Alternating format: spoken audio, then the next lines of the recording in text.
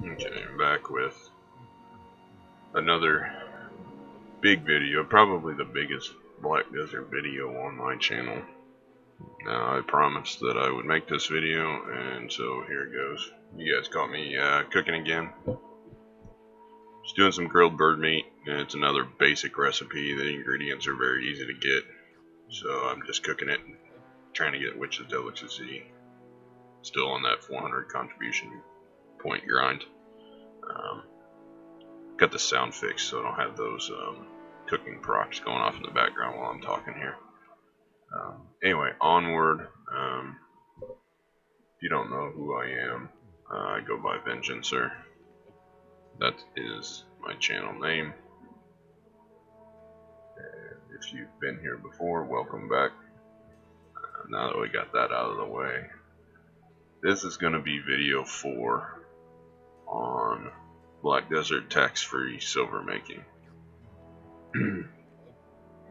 I've done energy, I've done contribution points, and I went over the life skills and how I classify them, and kind of broke down what I consider each one useful for in the last video.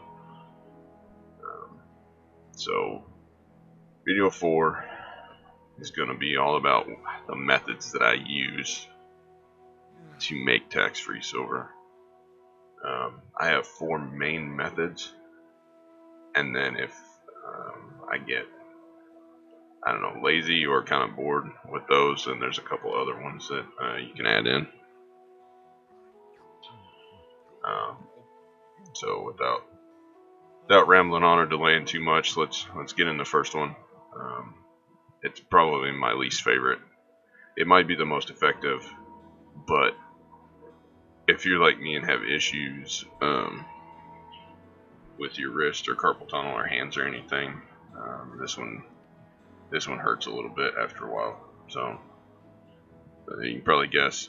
The first method for tax-free silver is going to be just going out and killing stuff, grinding.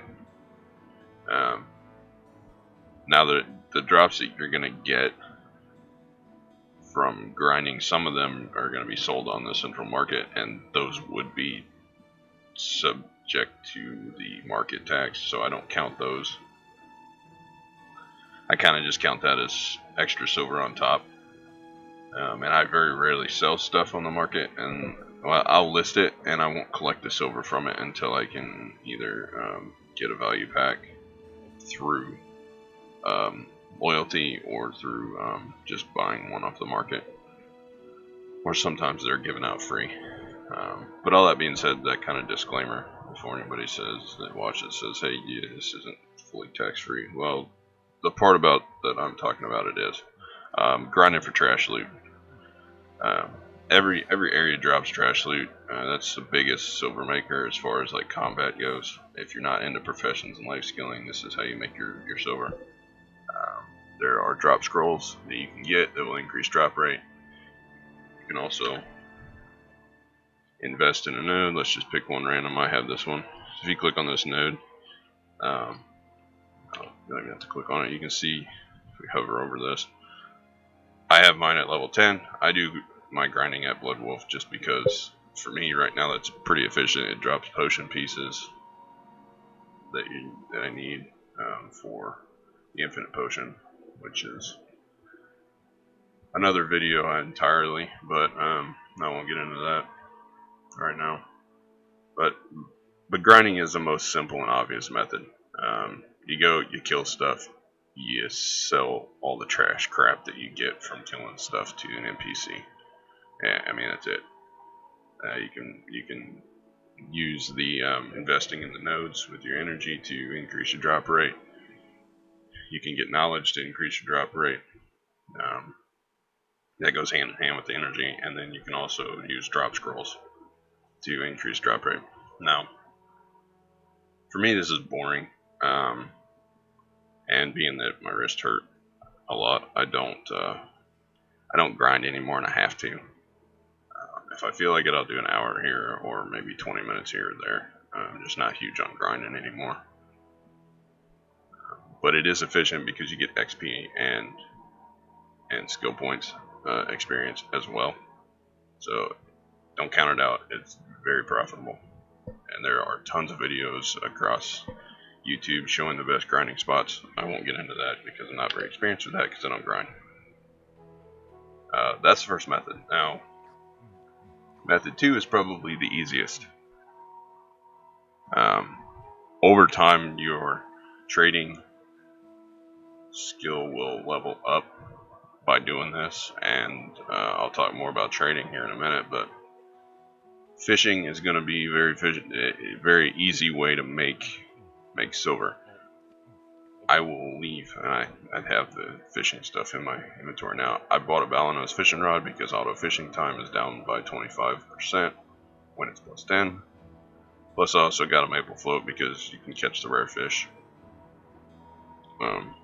But I set that up overnight. Just leave my character fishing overnight, and then I sell stuff to the trader whenever I get back to my PC to check the game. Now, you can, in some areas, value is a big one. The Imperial Fishing is going to be a thing. They will offer you 250% value for certain fish. But that's still capped, so that's pretty competitive. You have to catch it at the right time, right after they reset, to be able to do that. You open the map. That Imperial guy here is going to be this guy down here. He's like right down here on the dock. But he's all about buying certain fish fished out of the coast by Villia, and you can make money that way. The other way that I've done it, I usually just set up here in Heidel, down by the docks. Let me click on that so that goes out of the way. I set up down here by the storage on the dock down here, and then I will just sell to the trader up here. I don't get a huge bonus for that. If you're looking to be as efficient as possible on the fishing, set it up overnight in a city like Grana, which is way the hell down here. There's a couple of good fishing spots you can get in the city around in here. And if you do that, then you can literally run as far on the other side of the map as you can, say Alta Nova, or if you're feeling adventurous, even all the way over here to Valencia. That's too much for me. And you'll get a huge distance bonus with that. You don't have to have the nodes connected for fishing. That's the difference between fishing and trading. So that is pretty good in terms of that. And there are chances of rare fish, even just fishing in Heidel overnight and selling to Heidel in the when I get back on. Sometimes I'll have an 8 million silver fish, sometimes I'll have a 15 million silver fish, and then I always go and I try to bargain with them so it increases your profits a little bit. And that makes sometimes 20-30 million overnight, which isn't a huge amount, but you know, if you're in game AFK a lot, that makes a huge difference. Night after night. So the Imperial Fishing leads me to my next method, which is going to be Imperial Delivery. Now, the Imperial Delivery for cooking and alchemy, or for life skilling, probably the main method of making silver that's tax-free. It's not the only way to make silver using cooking and alchemy, but the cooking and alchemy, if you're making silver through that, you're using the central market. You're cooking meals and selling them to other players, and that gets taxed. So to circumvent taxing, you cook things like I cook: grilled bird meat, deer, simple recipes, all the way up to more complicated ones, and then you craft them into. Let me open up storage. I have a few of those lower level boxes that I was dumping some of these lower level ingredients like pickled vegetables and stuff out of, but you craft them into cooking boxes, No, this is a low one, professional. I think I got some skilled ones in here too. But you craft those, and then you sell them directly to an NPC. They used to be capped, so it was pretty competitive. They removed the cap, so it isn't hindered by other players. It's only hindered by your personal cap, which is why I'm pushing for 400 contribution, because the amount of Imperial boxes that you can sell to the Imperial Delivery is based off of your contribution point limit. It's your contribution points divided by 2. I'm pushing for 400 contributions so I can turn in 200 boxes a day, and 400 contribution is a soft cap, so anything over 400 gets very difficult and it takes more time. So 400 is a sweet spot. You're getting 200 boxes a day. Each one of these boxes is worth so much silver to the Imperial people. Cooking Mastery affects this. So what you want to do is you want to get all your boxes ready, get them all packaged up, put all your Cooking Mastery gear increases on for the gear, buffs, whatever, and then turn them all in. It's going to maximize your silver. Same thing for alchemy. You can make alchemy boxes. You still share a cap for Imperial turn-ins. It's not just a cooking / alchemy separation. It's an Imperial turn-in cap. So you're getting, say you have 400 contribution points, you're getting 200 a day. But it's tax-free silver. They don't take anything out. That's how I turn my gathered resources. They're gathered by me and gathered by my workers. Sorry. Into liquid silver. Gather it all up. Use my professions that I've listed as transformation professions to transform them into things that I can craft into these Imperial boxes, and then I use my higher level cooking and alchemy to turn them in and liquidate them. Convoluted, but also very simple at the same time once you know how to do it. That's method 3. This last method is a lot more complicated. It's not so much stuff that the player has to do. It's more of initial setup, and then after the initial setup, you're going to it'll be very quick and efficient, even though it's still a little bit of a pain in the butt. And this last method is trade crates. So you can take resources that your workers have gathered from all these different nodes around the map, and you can have workshops, which I have mine set up in Grano, which is the best place to set them up. But I have invested in, which I'm out of Blackstone powder again, but here's some of these crates that I made. There's some junk ones, and here's some actual decent ones that I made. You get a workshop, and you have your worker craft these crates. And it takes base materials, so like the ones that I was making were steel, so it takes blackstone powder and steel. Steel's made out of iron and coal. You just heat it up. So the way I have this set up is my workers are down here in Grana, sorry, and my I guess you call it base, where I do everything, is in Heidel. So I have workers set up around the map, and all this stuff is connected so that I can transport stuff. I don't have to run it manually with my horse. I can use the transport function.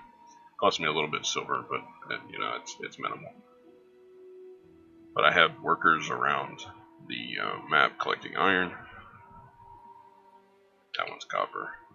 There's other ones around. I think this one here has an iron node in it. Yeah, there's an iron node. A lot of my iron comes from over here. I have 172,000 that I have not transferred yet, but I get a lot from here. So I have workers collecting that. I transport it to Heidel. Then I set and use my my processing to heat this stuff up into these shards. I have 259,000 shards right now. And then I take that and the coal, which I need to transfer more coal. I got a ton of coal laying around. I just haven't transferred it up yet, but I heat those two together and then end up getting steel. And then I take all that steel and I transport it down to Grana and tell my workers to use the blackstone powder and the steel to make the crate, the trade crate. Trade crates are then traded to the trading NPC. It takes a long time for the trade crates to ramp up because one, you need a lot of contribution points to connect the nodes. To get the most distance bonus, you want to craft them in Grana and then transport these things all the way up to Valencia. And you're doing horse runs. You're actually manually transporting these crates up here from Grana because you'll lose too much silver if you try to use the transport feature through storage. It'll just cost too much. It costs millions of silver to transport the crates. So the only thing the player has to do is the processing to get the materials down to Grana, then transport the crates up to Valencia. The reason we do it in Valencia is because there is a desert buff that you get, and I'll go over this more in detail probably in another video. But you get a trading buff that increases your profits through trading for being in the desert. Valencia is considered being in the desert, so it gets affected by that. You trade in your crates over here at one of the traders on this side, on the west side of the city. You don't get that trade buff until your trading is Artisan 2, and you have to complete a quest to do that. There are guides on how to do that, and I may make one in the future, but I've already done the quest, so it's going to be a little difficult for me to do that. But I will go over that more detail if I do end up making a video about it. So this is where the fishing, circling back to the fishing, comes in. I leveled my trading pretty much all the way to Artisan 2. Let's see. It's now Artisan 8. I leveled it all the way up. Fishing and selling fish to the local NPC trader. I did do some just trade crate runs. The lead trash crates that I had in my Grana storage, I did some of those just to level up, but not very much. Mostly it was from fishing and turning in fish. So that's how they kind of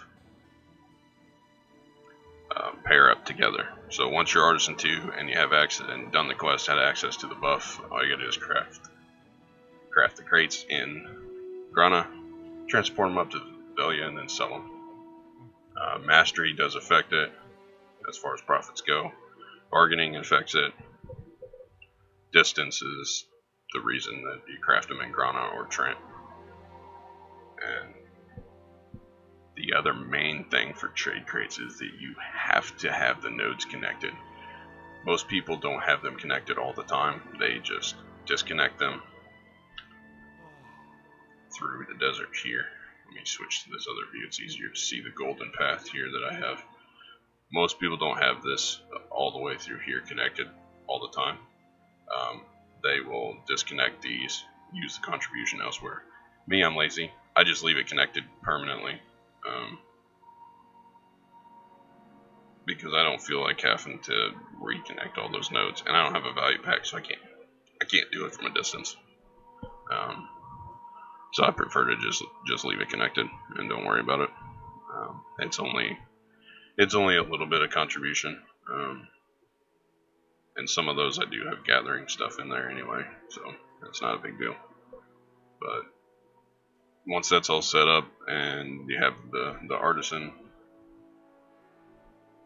2 and access to the trade buff, plus the nodes invested in having your workers connect everything, collect all the stuff you need for the trade crates, and then get your processing up a little bit, it's going to be very profitable. But it's one of those, over time it gets more profitable as you get higher level in the life skills and as your workers get more efficient.